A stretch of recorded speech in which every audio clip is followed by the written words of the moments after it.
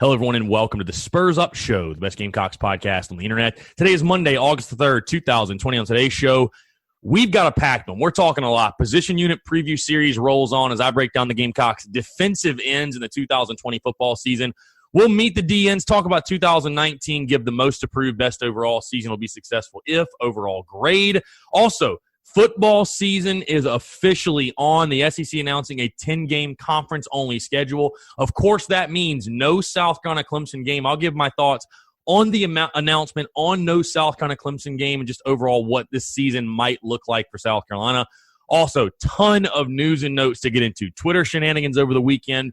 Luke Doty possibly working out at wide receiver. Numbers being released. Your listener questions also. We've got a ton to get to. It's all brought to you by our friends over at SeatGeek. SeatGeek, the best ticket buying app by far, the only ticket buying app I use, and the only one that I recommend. Go download the SeatGeek app or go to SeatGeek.com. Use the promo code SPURSUP. You're going to save $20 off your first purchase. Guys, the season is quickly approaching. Like I said, it sounds like fans might be in the seats. Ray Tanner saying over the weekend that South Carolina might put 20,000 people in Williams-Brice Stadium. You're going to need those tickets, right? We all want to go see the Gamecocks play. You're going to need your tickets. SeatGeek is the way to go. Again, go download the app. Go to SeatGeek.com. They got a great ticket rating system for you, which rates the tickets based on the type of deal you're getting, guys. So, again, scalping is a complete thing of the past. You're not going to interact with people. You're not going to scalp. We don't want to do that, right? We don't want to risk catching the COVID, whatever it may be.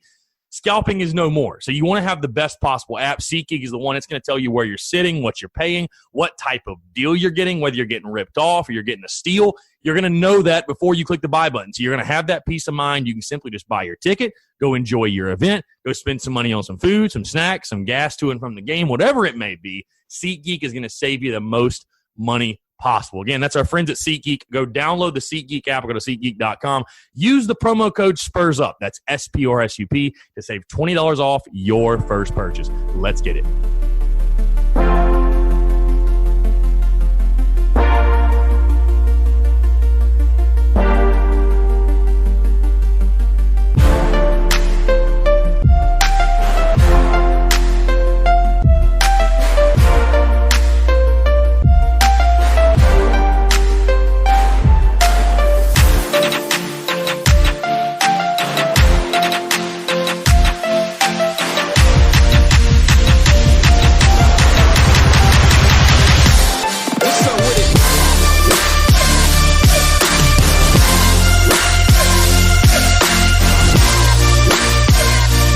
Guys, happy Monday. I'm Chris Phillips, host of the Spurs Up Show, as always. Appreciate you guys tuning in.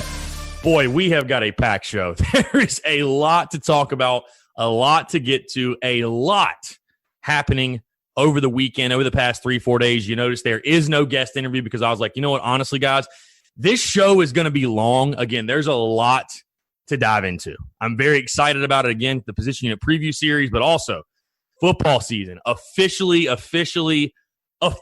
on. The schedule, well, I guess the schedule not out, so not officially, but we've got a start date. September the 26th, kickoff. The damn ball will be spotted. Also, tons of news and notes, tons of listener questions. A packed show. No other way to put it. A packed show. Let's get into a couple of housekeeping items really quickly before we get going. As always, if you have not done so, please be sure to go, whether you're listening on iTunes, Spotify, Stitcher, Google Play, whatever it might be sure to rate and subscribe. Go leave 5 stars. We're approaching 300 reviews on iTunes. Again, does not matter what platform it is. If you're listening to the show and you have not done so, take 5 seconds out of your day, click the pause button, go leave a review, leave your thoughts, your feedback. That is a great place to do it. Also, if you're not subscribed, be sure to hammer that subscribe button. Again, whatever platform you're listening on, make sure you are subscribed so you get the notifications when the show drops. Also, NCAA 14 streams are starting soon. I'm sure you guys saw on social media. We did win the national championship, so a little golf clap for me and the Gamecocks. We won the national title in March Madness, 2K, whatever the simulations. NCAA 14 streams will be starting very, very, very soon. For those of you who actually pay attention, I have run some test streams. We're just getting the kinks ironed out, but that's going to be a ton of fun. We're actually going to be able to do the NCAA 14 streams similar to last year with the simulations where we sim the games. I'm very, very fired up about it. So that's going to start soon. Also, today is the debut of Rowdy Rooster Radio. Yes, Monday through Friday, 4 to 6 p.m. Eastern, so 4 to 6 today. It is a call-in show. I will be taking calls from anyone, positive, negative, whatever it may be. I'll be taking calls from all you guys every single day, Monday through Friday, 4 to 6 p.m. Eastern. I'm very, very, very excited, very fired up to do this like I talked about last week. I think this is going to be an awesome new piece of content for you guys, very interactive. I want a lot of calls. I want to hear a lot of the banter, a lot of your conversation. I'm very, very fired up to dive into this again. Rowdy Rooster Radio, Monday through Friday, 4 to 6 p.m. Eastern, starting today. Today at 4 o'clock will be the very first show. I'm fired up for it. All right, let's dive into this show. Again, there is a lot to get to, and I want to start where we've been starting the last few weeks, which is with the position unit previews, talking about the Gamecocks' defensive ends in the 2020 football season.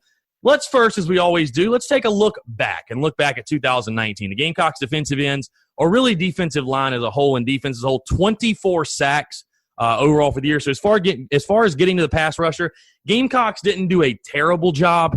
Aaron Sterling and DJ Wanham really the guys leading the way, and DJ Wanham, obviously, as we know, is going to be the big loss that you have to replace for this unit. Wanham, 37 tackles, 9.5 tackles for loss, had 4.5 sacks. We all know his impact. When he was in the game, the Gamecocks defense seemed to be just much, much more disruptive. I mean, he was a one-man wrecking crew. He was a true force. He was a game changer. DJ really had that knack for making the big play just simply when South Carolina needed it. Aaron Sterling, 40 tackles, 10 tackles for loss, and 6 sacks. I don't think Sterling gets talked about enough, just how big of an impact he had last season. I'm expecting big things out of him. Let's meet the defensive ends going down the list here. And like I said before, guys, with these defensive guys, a lot of these dudes can play different positions. So there's some guys that are going to be grouped with certain positions. Like, for example, I'm not breaking down the buck position. I'm throwing those guys in with the defensive ends. I understand the Gamecocks run a buck. It's basically like a hybrid defensive end. To make things simple for us all, though, I'm just bunching them all together just to give you guys that heads up. But meeting the defensive ends, Joseph Anderson, Jordan Birch, Aaron Sterling, Brad Johnson, Rodriguez Fitton, Tyreek Johnson, and Gilbert Edmond round out the defensive ends. Let's dive into most improved, best overall. Season will be successful if overall grade. You guys know the drill. When I look at most improved, I think South Carolina has a lot of proven guys coming back. I really like Aaron Sterling and Brad Johnson. I think those are your two starters. Those guys are proven on the edge, and they can make big plays.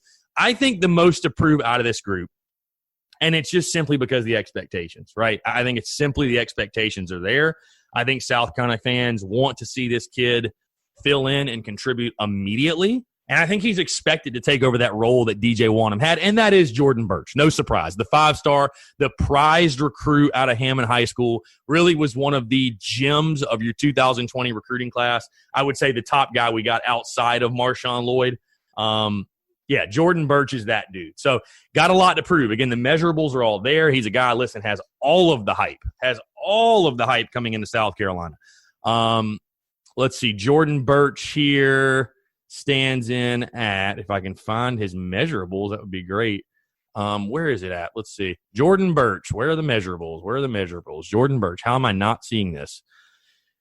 Yeah, overall, weak side defensive end coming in 6'5", 275. There we go. I finally found it. 6'5", 275, though. One of the great things about Jordan Birch, too, is, listen, I don't think he's going to be asked to do more than he's capable of because South Carolina, like I was mentioning about the defensive tackles, they do have some depth there. There's no question. I think Birch, though, contrary to like a Zach Pickens, I think Birch will be ready much quicker to contribute and play a big role because of he's not on the interior necessarily. You can get away with not maybe being physically mature as much as you would have to be if you're playing in the interior where you're going to go up against those guys every single snap. So, again, I think Birch, just because of the expectations he's coming in with, I think that he does have the most to prove of this position group. No question in my single mind. And I think he's a guy, listen, that can pan out, that can make, because that's one of the big questions everybody has, right, is how big of an impact does Jordan Birch make in his first season with South Carolina? I think he can have a very big impact. And like I said, I think the luxury for the Gamecocks is you're not going to be asking him to do too much. I don't think they're going to be putting too much on his plate because they don't have to. But I certainly think he is a guy that, again, with his skill set, we've all watched his film, with his skill set, with the expectations, with his size, I think he is a guy that can come in and play immediately for you. I think he's a guy that come in and can make an immediate contribution. But again, we all know how it goes in recruiting. We all know how the recruiting process works. Just because you're a 5-star, don't mean you're going to pan out. So Jordan Birch has got to be the next dude for South Carolina. They need him to be the dude. They need both Pickens and Birch to be those guys for them up on the defensive front. So I think Jordan Birch, again, because of that, does have the most to prove amongst a talented group of defensive ends. Best overall for me, no question, is Aaron Sterling. I'll tell you guys, I did not expect that big of a year from Aaron Sterling last year. This is a dude that's really developed nicely, has really matured well. Sort of coming to his own again, 40 tackles, 10 tackles for loss, and 6 sacks last year. Pretty solid good year. Again, you lose DJ Wanham. He's going to have to be even better in 2020, and I think he will be. Listen, I think he will be. I love his speed off the edge overall. I love his tenacity. I love his motor. I think this is a guy, listen, that could have a really big season, and again, surprise some people even again. I think he could surprise people again and be one of those guys that is a sneaky All-SEC candidate. I mean, like I said, I really like his game. I really like his drive and just the way he plays the game. So to me, you look at these guys, and no question to me the best overall is Aaron Sterling.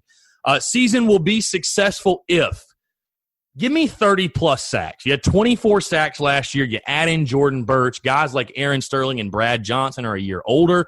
Joseph Anderson's a year older. Tyreek Johnson, Rodriguez Fitton. Those guys are a year older. You have a talented freshman, a guy like Gilbert Edmond coming in.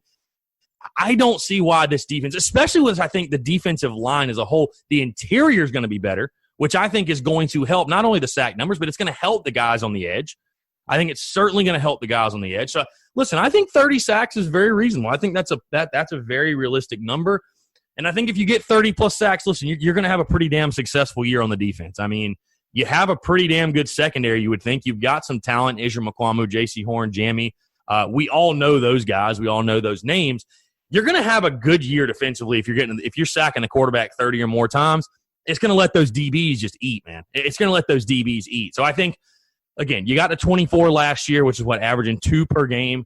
I think South Carolina can average 3 per game. I think they can eclipse the 30-sack mark in 2020. So give me 30-plus sacks for a successful season. And again, I think if you hit that number, not only is it going to be a successful season for your defensive ends, it's going to be a successful season for your defense as a whole. Those guys are going to feast. So give me 30-plus sacks for a successful year for these guys. Overall grade for the defensive ends. This is the first time I've gone below a B on the defense, and it might be the only time I go below a B. I'm going to go – it's tough. And, I have the grade written down, but now I'm kind of going back and forth in my head, like, do I really want to give them that grade? I'll give them a B minus. I had a C plus. A C plus feels low for the talent when you, really look at the talent.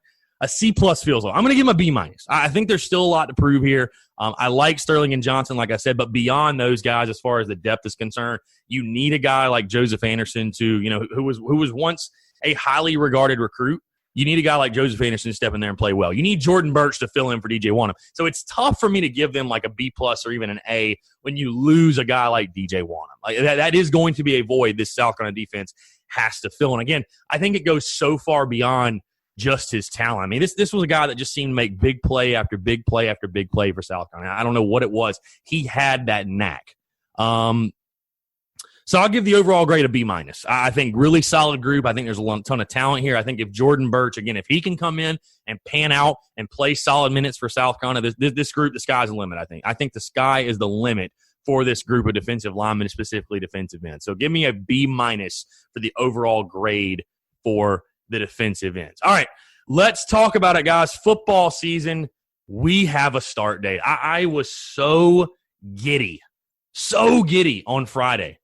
Or when was it? Thursday afternoon or whenever we learned the news. Was so giddy about it. Yeah, it was Thursday afternoon. Was so giddy about this. SEC announcing a 10-game conference-only schedule, which means no South Carolina-Clemson game, which I'm going to get to in just a second. But a 10-game conference-only schedule. Guys, we actually have football. I went on ESPN Charleston on Friday, and they asked me about it, and I was like, dude, I'm giddy. We're getting football. Like, just think how blessed we are just to be getting football. Like, thank God. Thank goodness. It's happening. It is happening. So be happy about that. I understand the disappointment with no Carolina-Clemson game. I get it.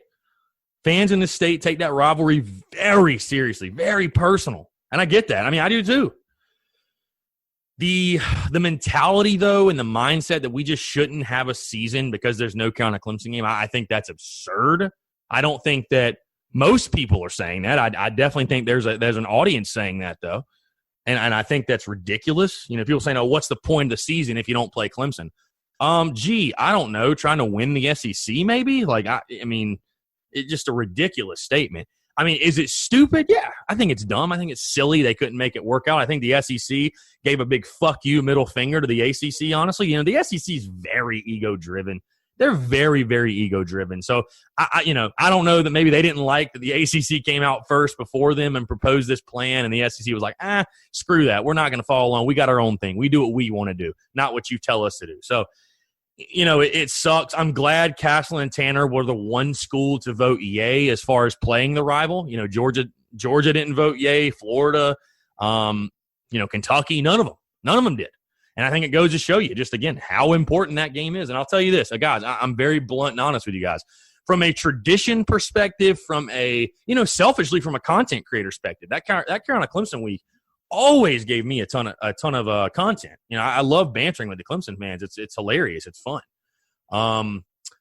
So from that perspective, I am upset and I am sad there's not going to be a Carolina-Clemson game. And again, it is silly that South Carolina can travel to Gainesville, to Baton Rouge, to Nashville, but they can't travel up the road to Clemson. I mean, it just makes absolutely, Missouri can travel to Columbia, South Carolina, but we can't go to Clemson to play a game.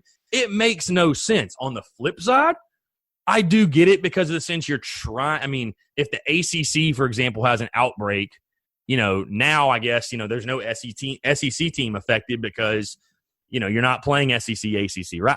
I guess I get what they're saying with that. But I just, it's not because it couldn't happen. It's because the sides didn't want to make it happen. That's why there's no game. But again, back to my point, I am upset for those reasons, the tradition side of things, the content creation side of things. But I'm not going to lie, on the field, the game wouldn't have been close. Like, I don't think there's anyone out there that thinks otherwise. Realistically. You know what I mean? South Carolina would have probably been a 23, 24-point underdog. And Clemson probably would have covered. I mean, we're probably staring down the barrel of another 35-7 game. I mean, just to be honest with you, probably staring down the barrel of that. So, I mean, I'm not sad in the sense that we get spared that ass kicking. And that's not saying like, oh my God, you're scared to play us. Like, no, I mean, I'd love for South Carolina to play Clemson. It's like when I said that on Twitter, I said that I'm so happy we don't have to face Trevor Lawrence or Travis Etienne ever again. It's not because I'm scared to play him or don't want to play him. I'm just happy we don't have to see him. Like, I didn't like playing against them. They shredded us. I don't like playing against them. So it's disappointing for sure, and it's just disappointing because the game should have happened. The game should have happened. It should happen, and the fact that the sides couldn't come to an agreement, the SEC and ACC, to make it happen, that's very disappointing, especially, again, the South's longest-running uninterrupted rivalry since you haven't missed a game since 1908. It sucks to have that streak stop, and I think South Carolina and Clemson fans feel a lot of pride in that streak and feel a lot of pride in that rivalry as a whole. But let's just enjoy we have football. Let's just be happy we have football. The rumored ads, by the way, because obviously a 10-game conference-only schedule, you got to add 2 teams, right? The rumored ads are Arkansas and Auburn for South Carolina, which I'm pretty happy with. I think the draw could be much worse. I think you add a win adding Arkansas. You would surely hope so. And then Auburn, that's a very intriguing matchup. I mean, Auburn's one of those teams that's just sort of weird. I think South Carolina, that will be a good game. So, again, if that is the 2 teams, I know a lot of people ask me, Chris, what's your prediction? Chris, how does this affect your season predictions, whatever? I'm going to make my official predictions when the schedule comes out, which will hopefully be this week. I cannot wait. I know the Pac-12 and the ACC already releasing their schedules. I would assume the SEC will release theirs this week. I would have to imagine. So, yeah, I'll make my official predictions. But, I said it before. I said it last week. Listen, I'm going to write an apology letter to Will Muschamp if South Carolina, because I said in a regular season or a conference-only season. And it still stands. If South Carolina goes 500 or better, I will write him an apology note. And listen, I think that's what, without even looking at the schedule, That's what the expectation should be. I was asked that question Friday on ESPN Charleston. That's what the expectation should be. The expectation should be at least 5-5 or better. It should be at least 5-5 or better. So, I mean, that's just my opinion. I don't see how you can show real progress going 4-6 or worse. I don't think you do. I don't think you show real progress. Again, how does the pandemic affect Muschamp? That's up for debate. And again, I'm mentally preparing myself for Will Muschamp to come back either way, unfortunately, even if South Carolina does not meet expectations. But again, I will give my official predictions when the schedule comes out, but I think you should be shooting for at least 500. You got to be. I think you got to at least shoot for 500 with this 10-game schedule. All right, let's get into some news and notes because there's definitely some interesting stuff to talk about. Man, I forgot. I really forgot how much fun Twitter can be. Twitter is a madhouse, and I initiated it. It's fine. I definitely initiated it. So I want to make one thing clear because, I put out a statement on Saturday. I put out another one on Sunday, and I'm not deleting that. I'm not backing off of that. The reason I deleted the first tweet on Saturday was because I realized there are guys that follow me that are recruits, that are potential commits, whatever. That tweet was not worded the way I wanted to say it.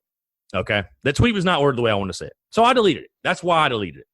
And I was like, I did not really phrase that the way I wanted to. Let me delete that. But I put out another statement on Sunday, and I completely stand by it. And I got to be honest, it was fun as hell putting some of y'all in body bags, ending y'all's careers. Shout out to Freeman. I mean, just putting that motherfucker in a body bag. I mean, God, it's just so much fun. So much fun doing that. Had a lot of fun. Probably going to be the only time I do that. I don't like to just sit there on Twitter all day, but was a little hungover on Sunday. Figure, hey, why not? Why not? You know what I mean? Why not have some fun with it? But I just want to kind of address the statement that I made and expand on it because I do stand by the entire message of it, which this is the message. And listen, I've thought this forever. I'm not going to lie to you. I've thought this for a while. It gets so – and I'm not really trying to take a shot at the kid. Like, I'm glad the kid chose South Carolina. I'm glad he did. Listen, I'm happy. Dude, I'm a Newberry guy, right? I played college sports. I played college baseball at Newberry. This guy's coming from Wingate. They were literally in our conference. So, I mean, I fuck with this kid. I really do. Coming from the SAC, I hope he balls. I'm not really trying to shit on the kid. But I get so sick and tired. And one of the reasons I'm not a big recruiting guy is the Muschamp era, the wear and tear of the Muschamp era, in the sense of we have had so many dudes come in and do nothing.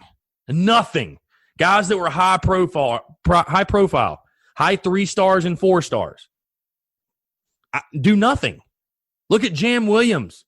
Look at Rosendo Lewis. Look at R.J. Roderick. I mean, I can keep going down the list. We've had guys come in and do nothing. And listen, recruiting is not all about stars. Okay? Dylan Thompson was a 2-star. Connor Shaw was a 3. It's just like I acknowledged on Sunday. Some of the USC legends, a lot of them were 3 stars. A lot of them. And I admit that. But, because I know a lot of you out there are diehard recruiting people. You're diehard into it. You're diehard. And obviously there are services out there, they make a living just covering recruiting. But you cannot tell me how important recruiting is. We all know the importance. It's the lifeblood of college football. And again, stars aren't everything. But you can't tell me how important recruiting is and then disagree with anything I said. You can't. You just can't. I hope the kid comes in and catches 10 touchdowns. I really do. But it gets so old seeing Will Muschamp pump these dudes up, almost setting these unfair expectations. It just gets old. It gets so freaking old. Again, I hope the kid balls out. But if he does, let's just say he does, what does that say about the wide receiver room we have? What does that say about the Ortre Smiths and the Josh Vans and the Xavier Leggett's and even the Shy Smiths, even the DeCarrion Joiners? What does that say about our recruiting, our development, our on-field product? Like, what does that say? And again, it's not the popular opinion. I've never gave a fuck about that, though. I've never gave a damn about having the popular opinion. The reality of the program right now is not pleasant, and it's harsh, and it hurts, and it stings people. It's like a knife in your side. I get it. It hurts no one more than it hurts me. I have to live with it. Literally live. I pray South Carolina has a winning year this year. I pray. I get so tired of coming after Muschamp. I get so tired of the negativity. I do. But I'm not wired to sunshine pump. I'm not going to do it. When we're having to rely on a D2 transfer as a big-time player for this 2020 team, what does that say? Okay, what does that say? Again, it's not really a slight directly at the kid. Listen, I talked to the kid after. I want to make sure we were good. We're fine, whatever. He can go shove it up my ass too. I don't give a damn. It's whatever. It is what it is. He's a grown-ass man. Get over it. Whatever. But it's just the entire principle, bro. Year 5. And we're celebrating because we're pulling in a D2 transfer. Maybe he's the best D2 transfer of all time. Numbers look good. Not saying they didn't. Measurables look good even. 6'3", runs a 4.45. Got some talent, obviously. But I think people were definitely missing the point. I think people were missing the point. The goal is to win the SEC. And I honestly don't think that's the goal for a lot of people. I think a lot of people might say it is, but they don't genuinely care about it. Like, they don't genuinely embrace that, or, you know, they just don't. You know? And people are telling me, well, Muschamp tweets Spurs up for anybody. No, he doesn't. What about all those walk-ons? Parker White was a walk-on. They're starting kicker. I didn't see him tweet Spurs up then. My whole point was, dude, can we stop, like, celebrating this? It just gets old. And I know how it came off. And like I said, looking back, I kind of wish I'd have worded the first tweet differently, because my point did not get made the way I wanted it to. But I rephrased and posted Sunday. And I don't back off of that. I stand by that. You know, what does it say about the state of the program that we're getting hype over pulling in a D2 transfer? You know, and you know what? The same, here's the thing. The same ones of y'all that are coming at my neck, talking shit, are the same ones that if this was Clemson, if Clemson fucking pulled in a D2 kid, our fans would be giving them shit for it. The same people. No question. There's no question. If this same kid chose Clemson instead of South Carolina, people will be saying, oh, that kid sucks. He's a D2 guy. He sucks. He sucks. 100%. But because he chose South Carolina, oh, he's a Gamecock. He chose us. He's great. Blah, blah, blah. You know, I get it. I get how it works. I get it, man. I get the sensitivity with the fan base, with the college fan bases in general. The players are like your kids. The coaches are like your family. I get it.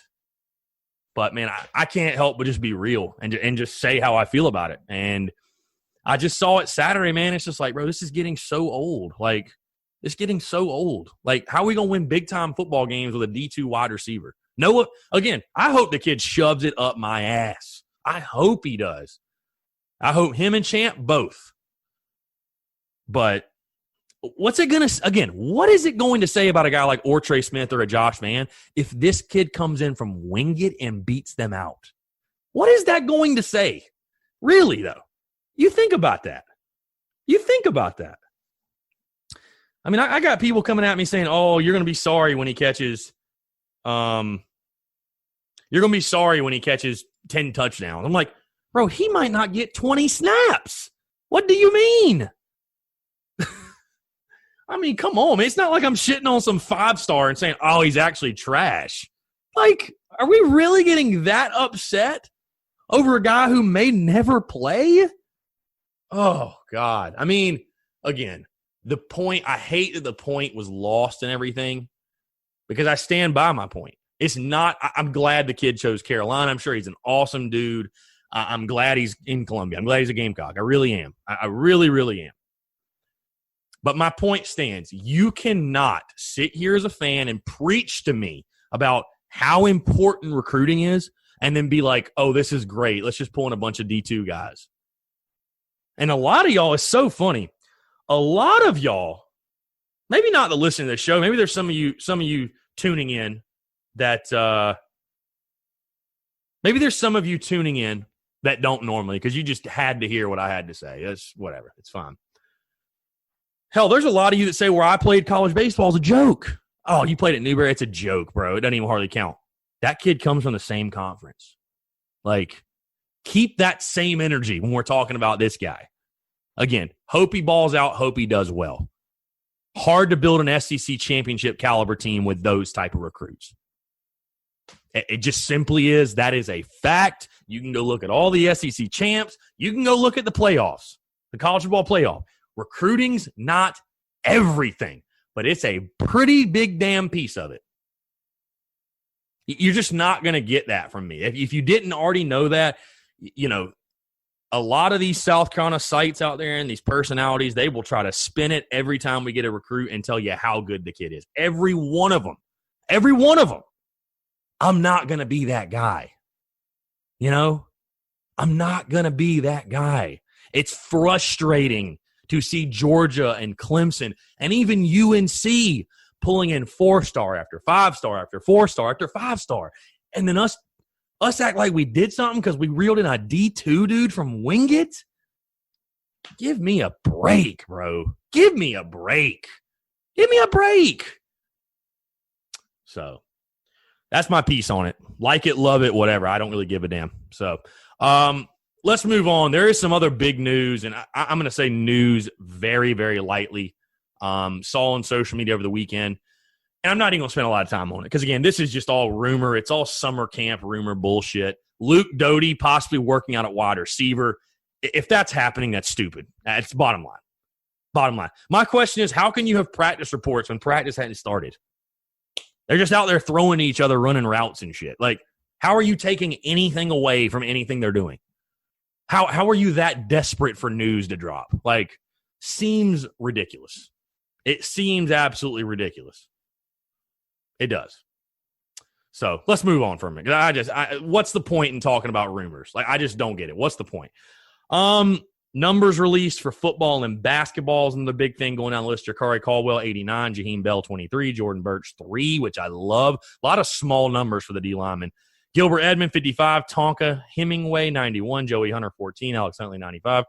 Mitch Jeter, 98. Kyle Kroger, 39. Rico Powers, 84. Love that number. Makia Scott, 96. Eric Shaw, 35. Zakondre White, 11. Dak Joyner going back to 5. Very interesting. Zach Pickens, number 6. And Jamar Brown, number 8. So, like I said, I love the D-line with the small numbers. Also, for basketball, some updated numbers. Nathan Nelson, number 30. Mike Green, 13. Seventh Woods, 23. Patrick Ariel, 14. Javon Benson at 21. And Ford Cooper, number 44. So, good stuff there. Really excited. We're getting closer and closer and closer to kickoff. I'm very pumped. Very, very pumped. All right, let's dive into your listener questions. Do have a couple listener questions when we round out the show. Hayden _Uzlak. Will Birch be in the starting lineup right away? Yeah, I think he'll factor in the rotation for sure right away. Now, will he be starting on opening day? I don't know, but I think he'll definitely get himself in the starting rotation. Matt Perry, 16. How many sacks do you think Birch will have? Marshawn Lloyd rushes for how many yards as well? Sacks for Birch, I'll go 2. I'll go conservative on his first year. I'll go 2. 2 sacks for Birch. Marshawn Lloyd, I think he'll be a 800-yard rusher. Let's say that, 800 yards. Harrison Rowan, 1. What can we expect from Cam Smith this year? I think he'll factor in the DBs. I think he'll play a lot. I think he'll play a lot for sure. Scott W. Lawson, how many games could you see Birch play in his first year? I think he'll probably play in all of them, to be honest with you. Jordan Portillo, 93. How much playing time will Birch get this year and at defensive end? Like I said, I think he'll probably play in every game. Now, again, the great news is that South Carolina has the luxury. They don't have to use him every single game. There's enough depth there, I think. But I think he's being looked at as the guy, listen, he's going to fill in for where DJ Wanham was. I mean, that's why you recruit a guy like that. to have that type of impact. So I think that's where you're going to see him. Again, appreciate the listener questions. Appreciate you guys tuning in. Again, a fun pack show. Listen, if I said anything to you on Twitter, if I put you in a body bag on Twitter, listen, man, it's nothing personal. It's all Twitter. Unless you're Freeman, then fuck you. But it's nothing personal. It is what it is, bro. It's just Twitter. We're all Gamecocks in today. We all want to see the same thing happen. That's what I try to remind people. We all want the same thing. We may have different opinions of how to get there, but we all want the same thing. And listen, I want to be positive all the time. I do. But the truth's not always positive. And when you're coming off a 4-8 year and you do some of the things that our coaching staff has done, one thing I forgot to mention, Mike Bobo, quote tweeting your boy. Retweeting me. Retweeting the screenshot. Wow. Put that on the list of things I did not see coming this offseason. Unreal. So, fun show, man. Fun stuff. I love it. I love it, honestly. I love the banter. I love the back and forth. I love it, man. I love it. So, I love you guys tuning in. Appreciate it as always, guys. Have a fantastic Monday and a fantastic week. We'll talk again on Thursday. Until next time, I am Chris Phillips of the Spurs Up Show. We'll talk soon. Thanks.